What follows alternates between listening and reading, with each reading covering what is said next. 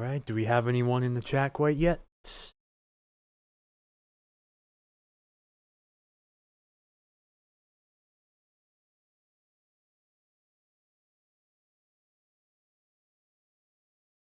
Kind of saving my voice to start things off.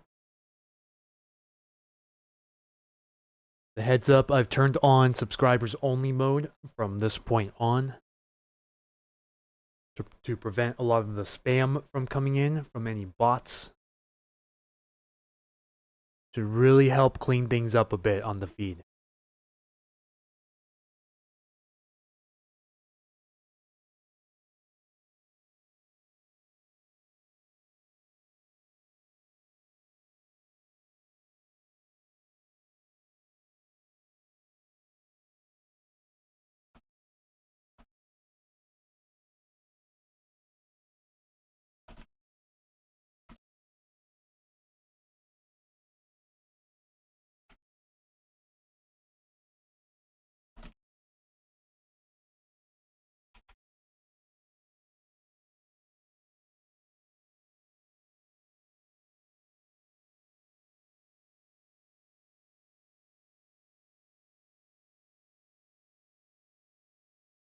Okay, looks like we have 3 viewers on at the moment. Hello, everyone.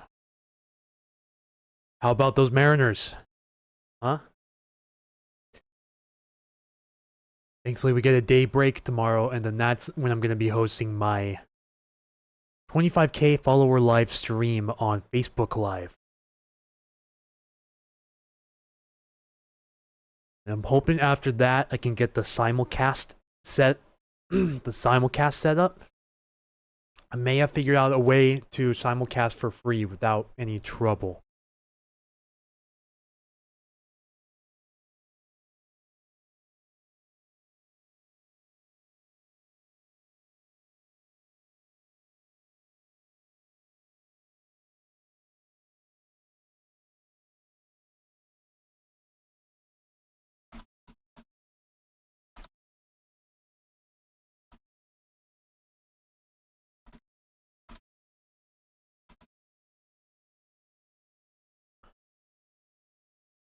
Okay, the link has been shared to all major social media sources. Perfect.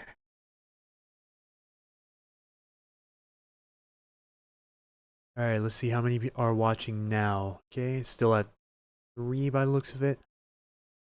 Alright, good afternoon everyone.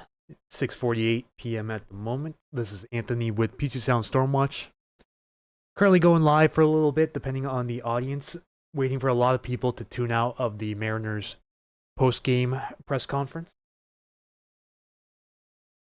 And hello, Ja George. Welcome back to the stream. Good to see you again. How are you doing, my friend? So the big storm, the 25th, is coming in from the southwest. Yeah, so that's one of our more traditional storm movements around here. Usually it comes in from the west, the northwest, or the southwest, typically. But we don't usually see them coming from the south. You know, the south is notable for the 1962 Columbus Day windstorm. Or it came in, you know, sort of like that. It really bombed out over northern California and then moved up along the coast, almost parallel, up to Cape Flattery. And only when it moved into Vancouver Island did it really start to fill in.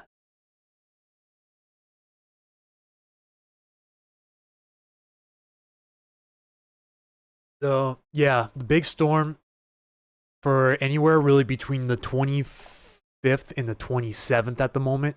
You know, we're still pretty far out from the ETA on that.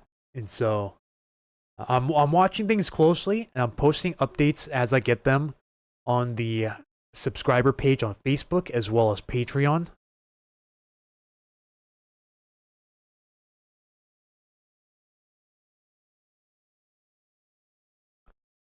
And just as a little heads up, this is our frontal system right here that will be coming in this weekend. It's going to start making a beeline out east. This little low pressure area is forecast to move somewhere between northern Vancouver Island and the Queen Charlotte Islands, aka Haida Gwaii. But the associated cold front is what's going to give us a little smacking sometime around late Sunday morning or Sunday afternoon. The timing, depending on the model you pick, is still kind of bouncing around a bit.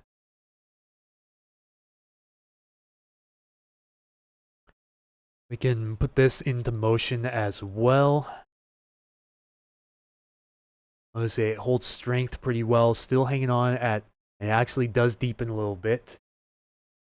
You notice this, so this, it looks like this is the occluded front right here, and then the warm front extends out to the north.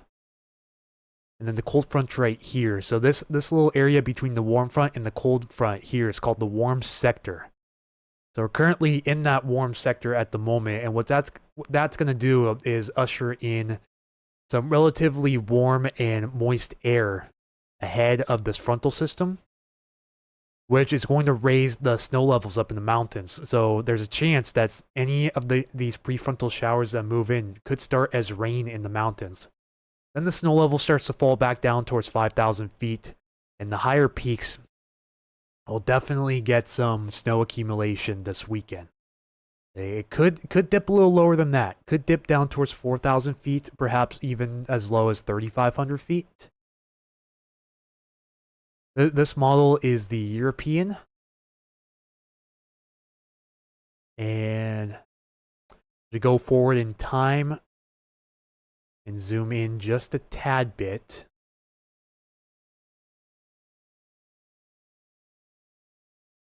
All right, Julie, you must be, yes, known as Mama Miyamoto. Hello. Welcome back. How's everything with you? So at 7 p.m., the front is forecast to be off the coast. Notice the sector ahead of time. High snow levels possible in the Cascades and Olympics. Then once this cold front moves in as we go through midnight on Sunday, cold front is now starting to pass through in the morning time. It doesn't have the strongest winds in this area until after the cold front moves through. See these strong winds off the coast right here? Sparky1, glad I caught you live. Hello, welcome back. Yeah, I definitely, I want to go live more often, but I don't want to clog up the feed with live streams. You know, I've been absolutely terrible about making these briefings. Let me make sure this is a new... Oh, yeah, that's why I'm not seeing it, because I'm on winds, not wind gusts. I was like, hang on, that is much lower than what I've seen before. Yeah, this shows the full story now. So let's go back through about midnight. So here's our frontal cutoff here. And a really strong wind gust behind the cold front coming in from the west. Storm we watched the other day, was it part of what hit Alaska? The other day, you mean when we were watching the thunderstorms?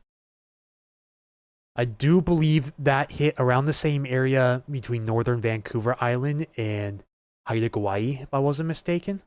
Although, you know, there's a lot of storms to remember. It could have pulled a hook off to the north and impacted parts of Ketchikan up to Juneau. Not 100% sure on that. I do know it impacted north of Vancouver Island. So somewhere in this stretch between northern Vancouver Island and Juneau. So I do believe that would be the case. That was a great game. Go Mariners. Yes. Gotta steal the one tomorrow. Or if they force a game 7, it's gotta be game 7. Or else it's all over. And that's how it is. Audio's cutting out. Thank you for the heads up. It's probably because I'm not talking loud enough into the mic. I have a noise gate. So that if I talk below, I believe if I talk below negative 15 decibels, it'll start to close the gate. And then it opens up between negative 15 and I have a limiter at negative 10. So, Julia, does the audio sound better in the last minute or so?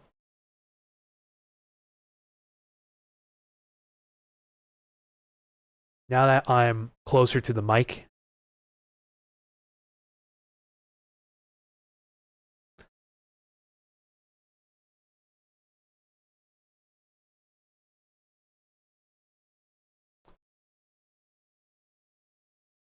All right, 10 viewers, 16 views.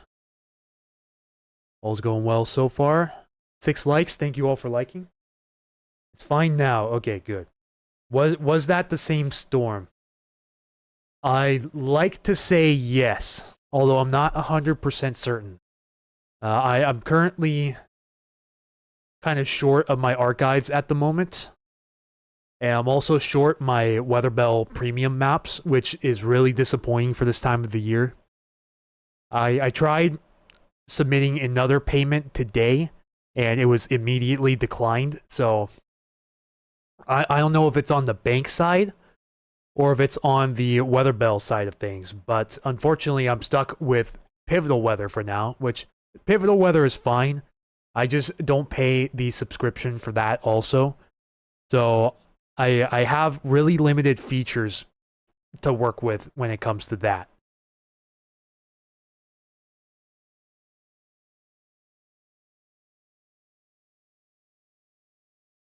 Felt kind of guilty for enjoying it from here. You know, there's nothing to be guilty about, honestly.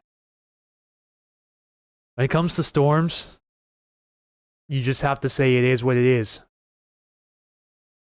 You know, and just hope it doesn't do any severe damage or cause any loss of life up north.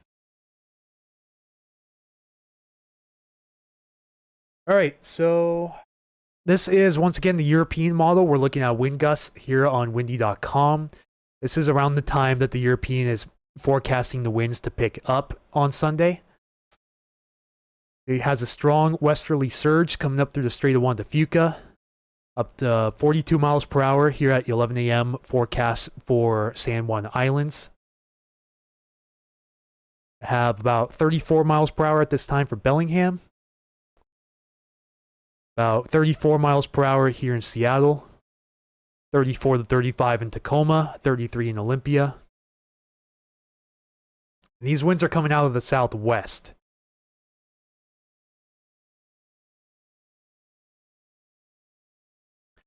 And you notice this wind shadow here from southwest to northeast.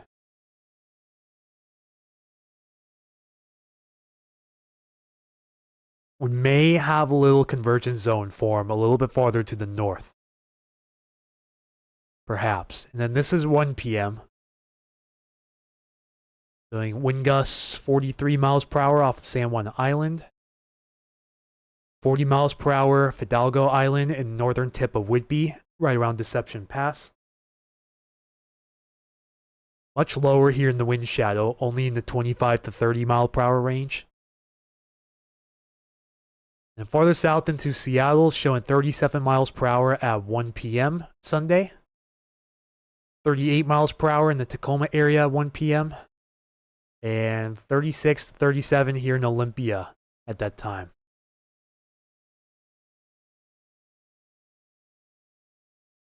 Euro and GFS always overestimate the winds in my area. The NAM is a lot more accurate along with the UW GFS. Yeah, I've used the UW WRF GFS model before, but I just don't like the user interface of it. It looks really cluttered, in my opinion, and it's not difficult to use, but it's just not my user interface of choice.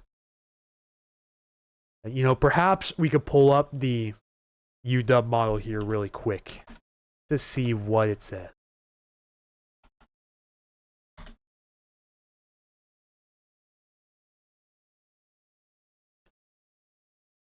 This is the UW WRF GFS model.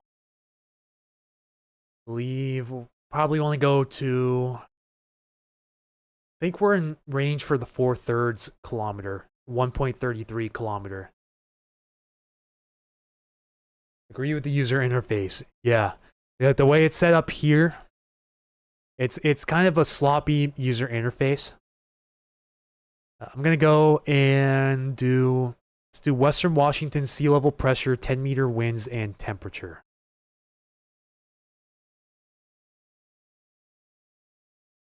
Okay, it looks like it's rendered out to 72 hours right now.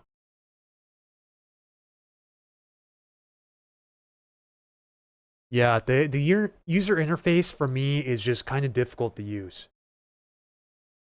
But I mean, it is the highest resolution that we have, so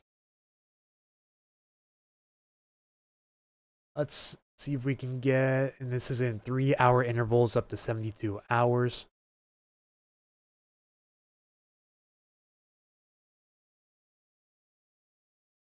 We got wind barbs, wind shift out of the southwest right here.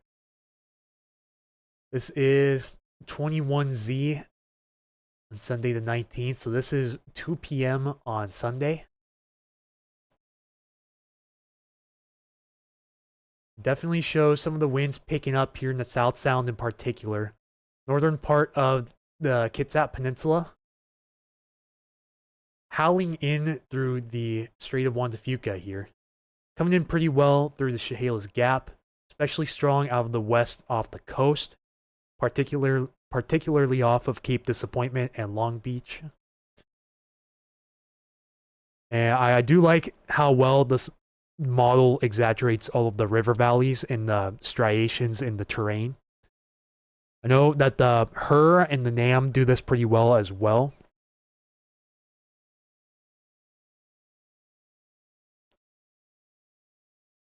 Let's go back and see if I can find the gusts. There we go. 10-meter wind gust. Gust potential is interesting as well. Go to the immediate Puget Sound area, select 10-meter wind gusts. Put that on the loop.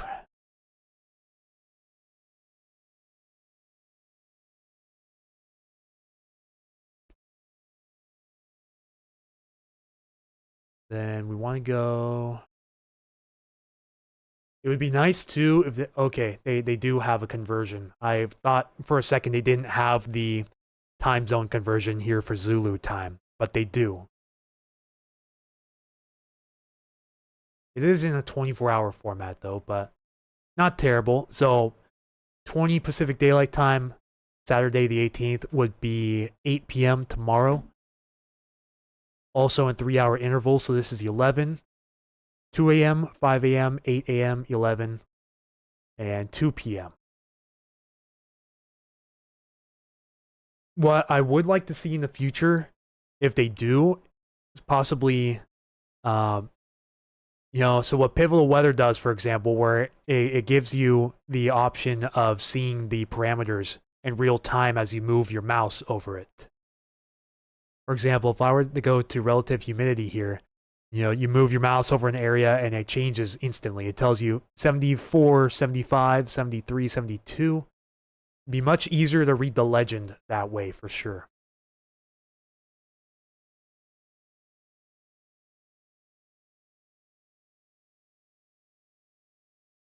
Certainly showing some area of 25 plus. Down here, this is 2 p.m. on Sunday.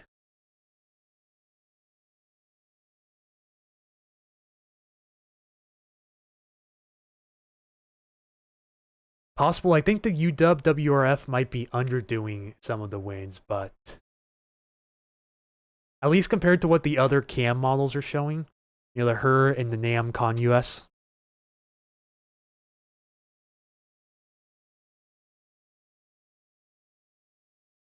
So the green shade here would be 10 miles per hour. This peach shade is 15, yellow is 20, red is 25, gray is 30.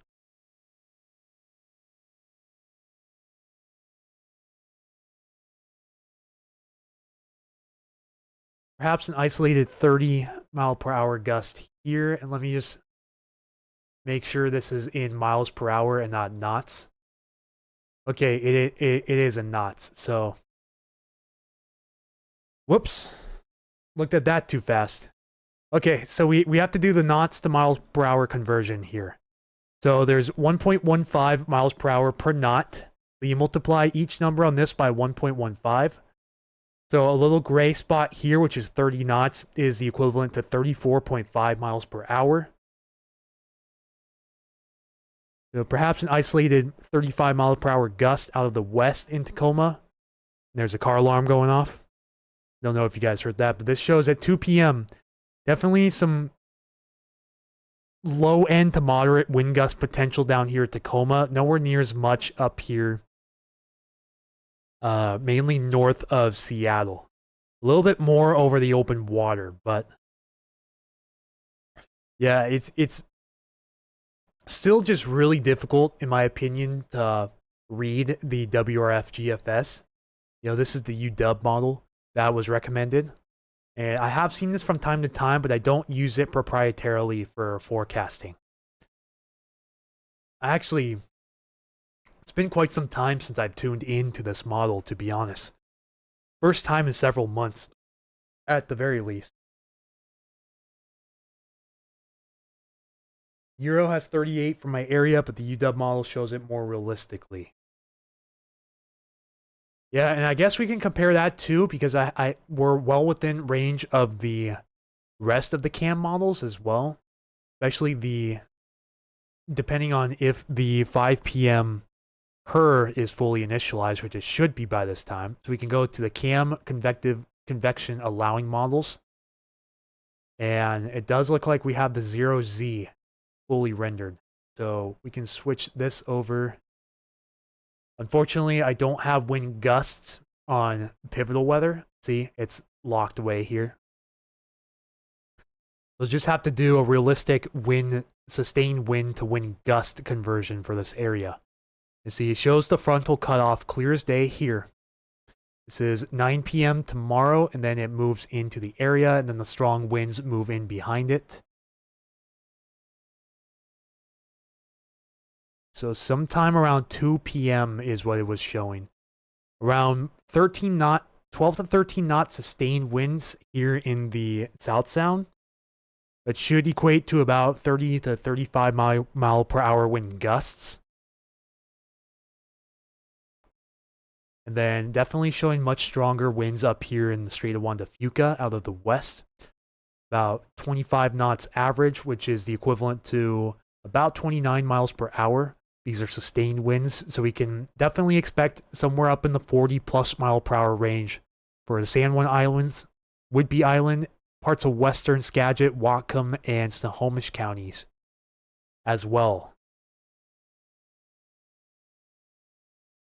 And to show in comparison with the NAM 3KM, the 0Z is just starting to render, and we're out to hour 27 at the moment. So we're not quite in range on this one, but if we go to the last one, the 18Z, and we can see what the last run is showing.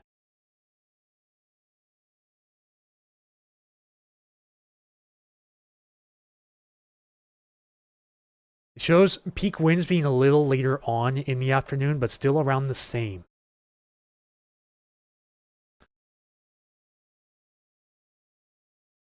I might be able to pull up another site that shows this in clearer detail and has the option for wind gusts as well.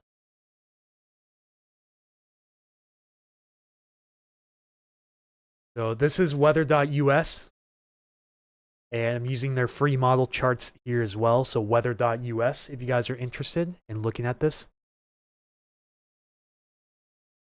And we want to look at probably 6-hour gust totals around the area, and then zoom in a little bit. And we'll want to go out to, let's do 5 a.m. on the 19th. This is from the European. If we go out to 11 a.m., these are 6-hour gusts. So we can see a little bit more realistic if we go to 3-hour gust accumulation. Then we don't have to worry about skipping every 6 hours. HER seems accurate for my area also.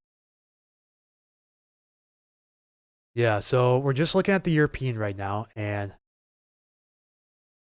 so these are in 6 mile per hour increments along the legend here up until when it gets to 90 miles per hour. Then it goes every 10 miles per hour until 160, and then it's 20 miles per hour after that. So up to 90 miles per hour, these are in increments of 6. So the yellow here would be 30 to 36. miles per hour. Orange here would be 36 to 42, and then the orange along this contour here is 42 to 48, which could be overdoing it for this setup. So I do want to compare it to the NAM ConUS real quick, and these are 1 hour wind gusts. Let's go on earlier in the day on Sunday and see what this has to entail. Wide swath of 30 to 36 mile per hour wind gusts across much of the Puget Sound area. Anything in the yellow is 30 to 36 mile per hour wind gusts. The light orange contours here are 36 to 42 miles per hour.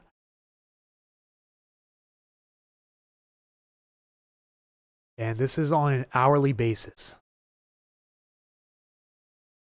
And I do have ads on here, by the way, just as a heads up. So it shows several hours from the morning time into the early afternoon of 30 plus mile per hour wind gusts, especially south of Seattle, before things really start to calm down after the front passes through.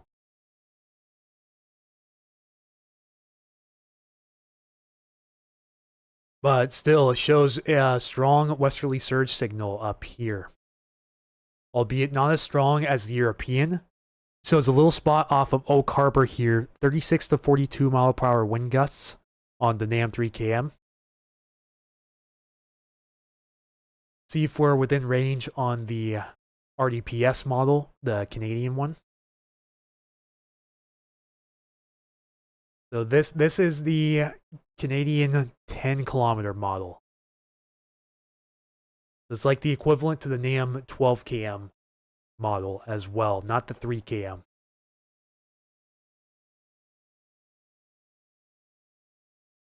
Yeah, definitely a good call, Julie, to take down the patio umbrella for sure.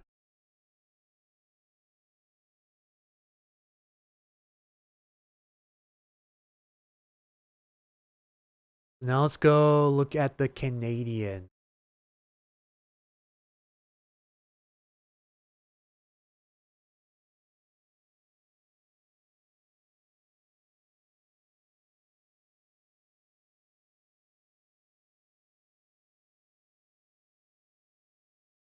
Canadian sort of agrees with the NAM here, although it brings the 30 mile per hour or greater contour a bit farther south.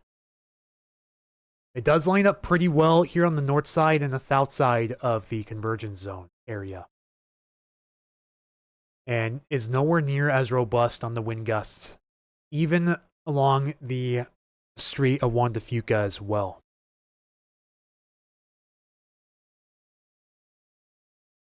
We got quite a few more model parameters here.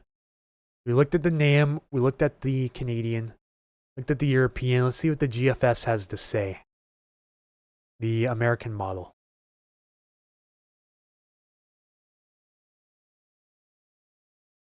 Just wait for it to update real quick.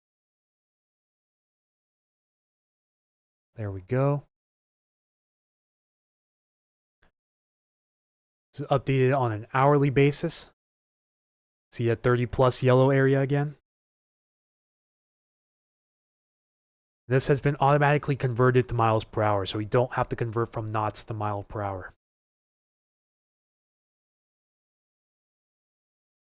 But, well, good news for you wind haters this weekend. Most recent model runs are starting to downtrend on the wind gusts quite a bit. Probably going to account for how quickly that front's weakening as it moves in. Because it's showing most of the strongest wind gusts on the back end of the frontal boundary.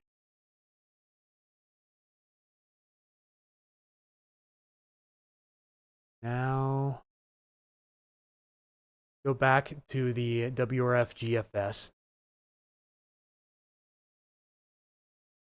Go back to sea level pressure.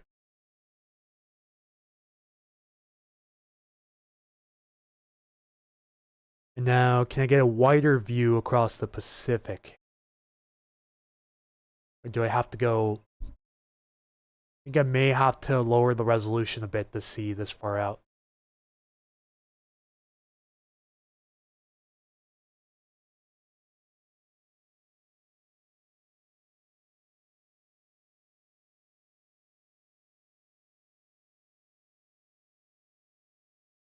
Maybe not. Maybe it's just focused on the Pacific Northwest in general. But I think we'll go out to the 12 km, and that way we can go out pretty far into the extended to see what it's showing for the incoming system. Yeah, this will show an overall pretty good image. This is 120 hours, so I'll have to go out a little bit farther in range. 36 km.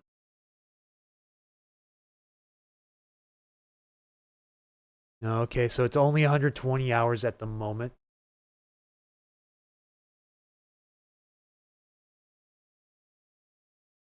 Okay, so yeah, it shows the incoming front here.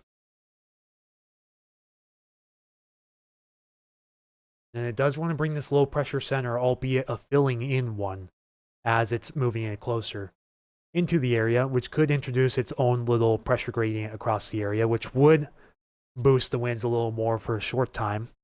Yes. All right, we're up to 8 likes at the moment, 6 viewers, 29 total views.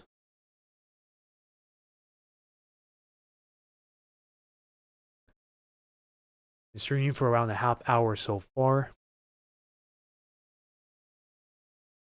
So yeah, let's switch this to the NAM. And then see what it says on windy. So the NAM does go out to 11 p.m. now on that day.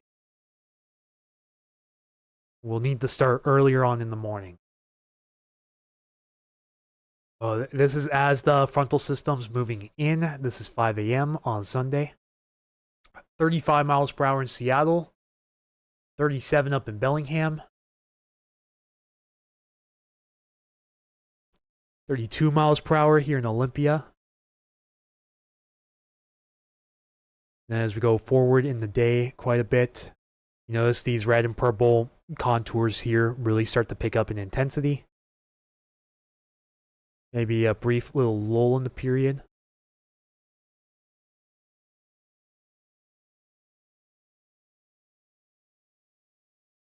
Yeah, so overall wind gusts look to be in the 25 to 30 mile per hour range for most of the day.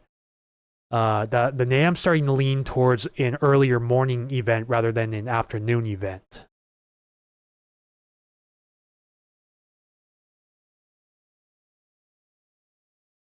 And this is 7 a.m. and 35 plus is starting to pick up here in the Tacoma area.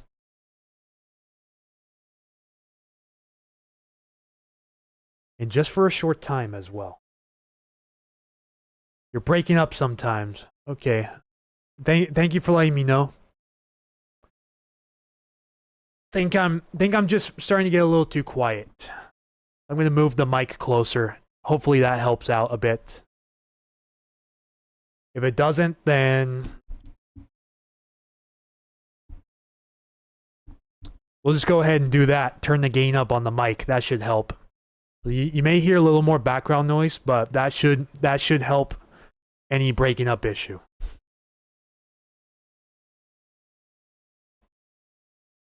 Okay, so I guess let's go over that one more time since it was starting to sort of break up the signal a bit. So I was saying as a brief summary, we're looking at the NAM 3KM high-res model here on Windy. And it's showing more of an earlier morning event now than an afternoon event like the European and others were showing. Shows peak wind gusts here out across the Puget Sound as the sun starts to rise on Sunday around 7 in the morning. And it has peak wind gusts for a bit between 8 and 9 a.m. before things start to die out a bit after 10 a.m. And we go back into the 30 mile per hour range for wind gusts.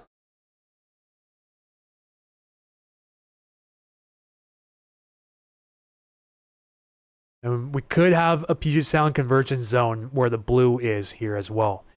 Because the winds are being split around the Olympics. Westerly surge comes back around. And then on the southern end comes through the Chehalis Gap. Southern side of the Olympics comes up from the southwest and then meets these westerlies from the strait here over the Everett area.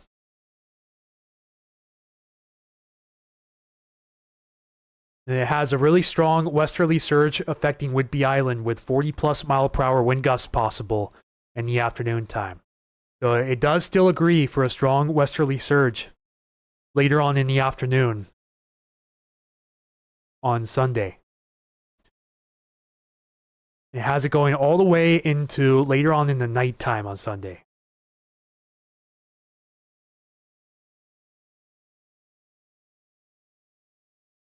In comparison to the European, it still has strong wind gusts on the European, even going into Monday. But for a very short time.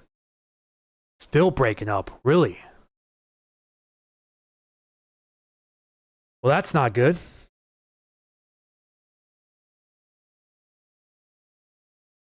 Internet's doing all right. Getting a steady stream, so I may just have to turn the mic up all the way.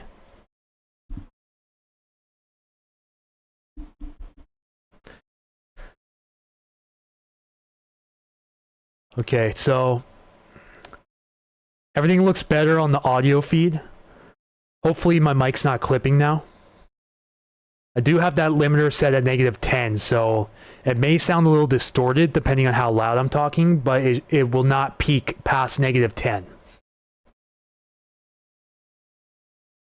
Sounds like a slow connection. Yeah, that's weird. Haven't had anyone else report that problem, but my connection still... yeah, I have a stable hardwired connection. It says I'm streaming at over 10,000 kilobits per second right now, so the connection's stable on my end.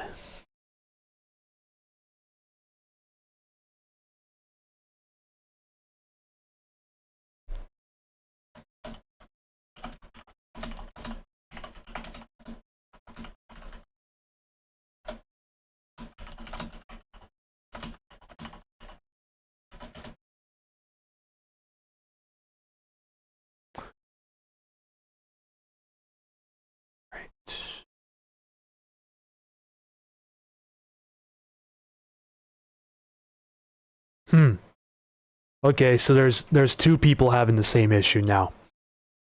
Yeah, that's not good. Sound like the connection of the mic is interrupted.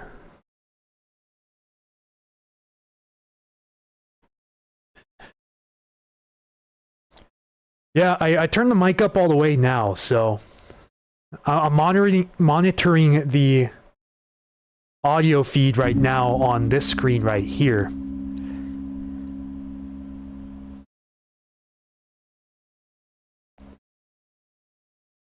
So unfortunately, it may take a little bit more time for the gate to close. Or I may have to play around with this gate a little bit. Yeah, the viewership did peak a little bit earlier. We were up to, I think, 11 streamers at one point. Yeah, we were up to 11 at around 6:53. And the most we gotten to is 7 since then. And probably a lot of people soaking up that post-win, you know, from the Mariners game. Could be watching the live press conference afterwards. And all of that as well. So a lot of factors going into it.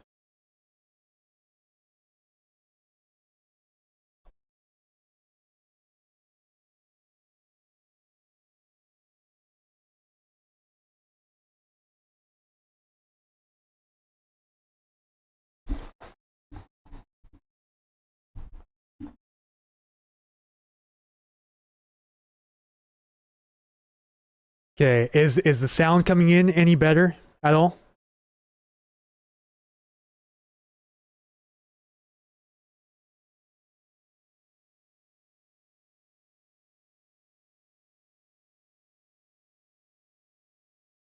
Christopher Robert, greetings from North Oregon Coast. Hello, my friend.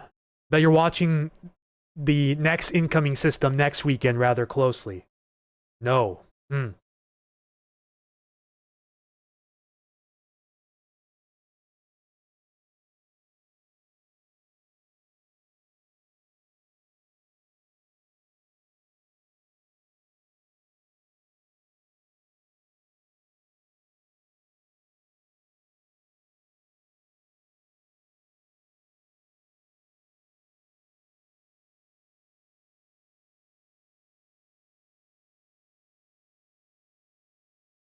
Sing us a song and we'll tell you if the sound is good.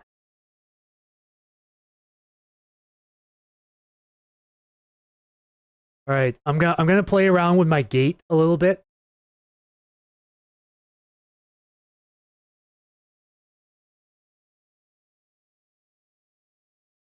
That might be what's causing some of the issues.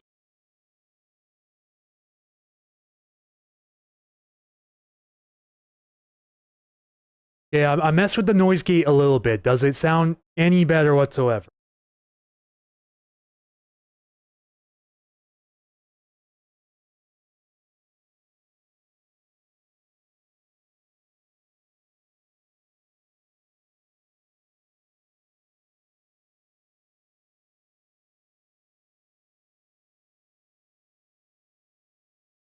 You have another stream going. I do not. This is my only stream at the moment.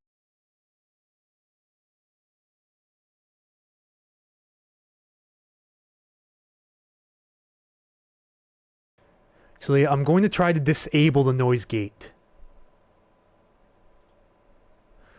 Okay, so the noise gate's disabled. Does it sound any better now? Now that the noise gate's turned off completely.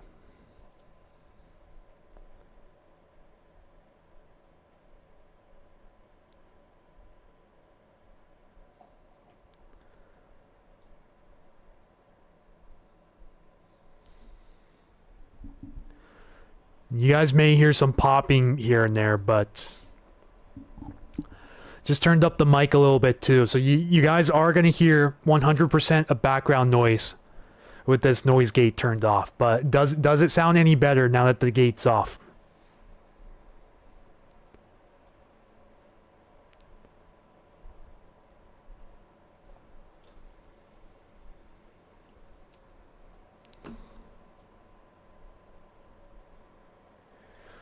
Well, then I'm all out of ideas. That should not be happening because I'm right up into the mic, like screaming into it. The mic's at 100% volume and my noise gate's turned off. And it says my connection has not dropped one bit. So if it doesn't stop breaking up, then we're gonna have to call it a night, I'm afraid.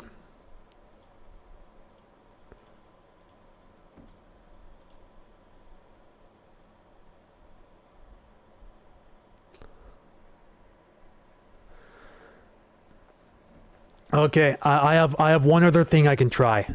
So we're gonna try this.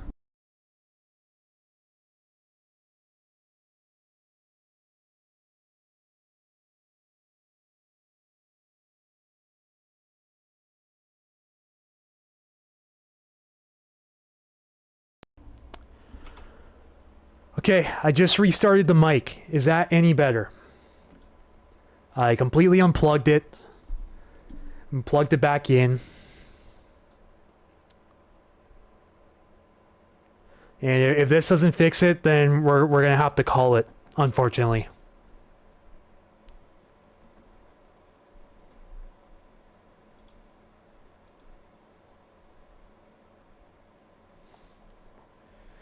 No better. All right. Well, there's nothing I can do about it then. So we're gonna have to call it for the night.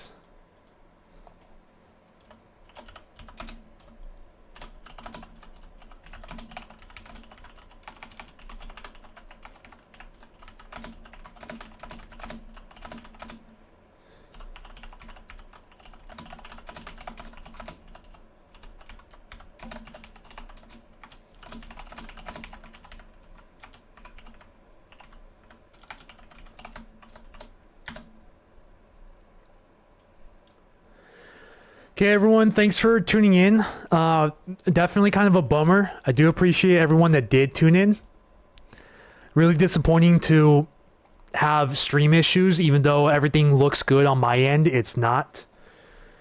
So yes, Julie and Sparky, thank you for hanging around. But yeah, definitely gonna have to figure this out behind the scenes before the 25K stream tomorrow. Sonia says everything is fine on my end. Yeah, that's... Yeah, I guess it wouldn't be a huge coincidence that two people are having issues while the other ones are hearing just fine. So, Sonia, has it broken up one time for you over the last, like, however long you've been on?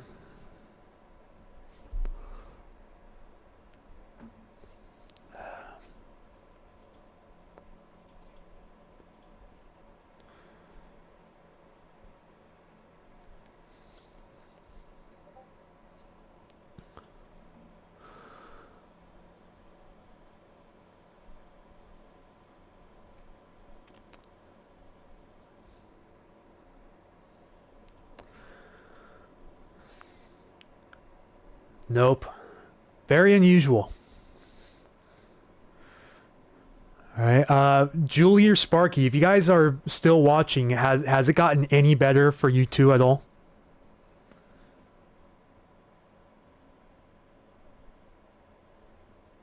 It's a word now and then that we don't hear. It is a mystery. And yet everything's fine on Sonia's end.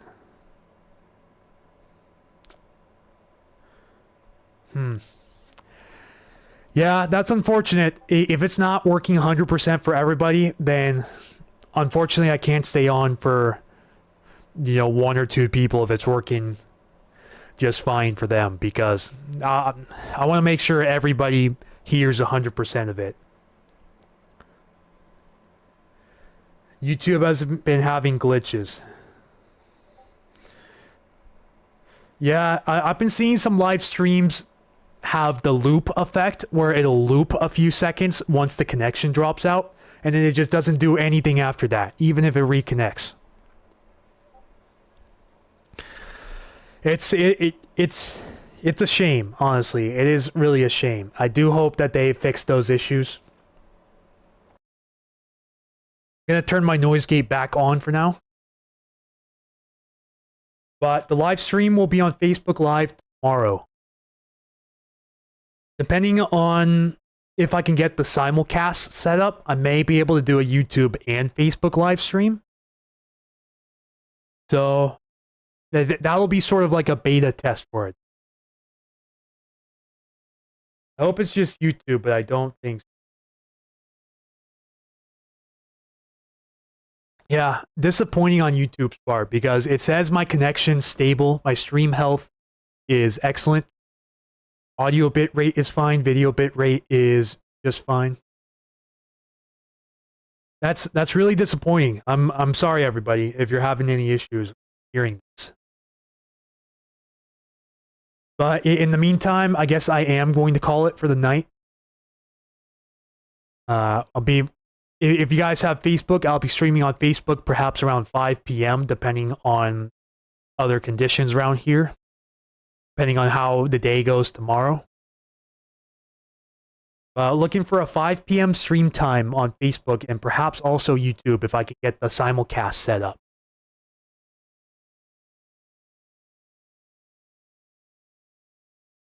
So yeah, guys, I'm going to end the stream here in just a second. Sorry it was disappointing for a few of you guys. I'll definitely be working on the issues. I'll restart the software and everything, and hopefully we can get back on track tomorrow. So, Sonia says good night. Good night to you as well. Good night, all the viewers. Anthony with Puget Sound Stormwatch is signing off. So, thank you all so much for tuning in. Hope to see you guys tomorrow with no issues.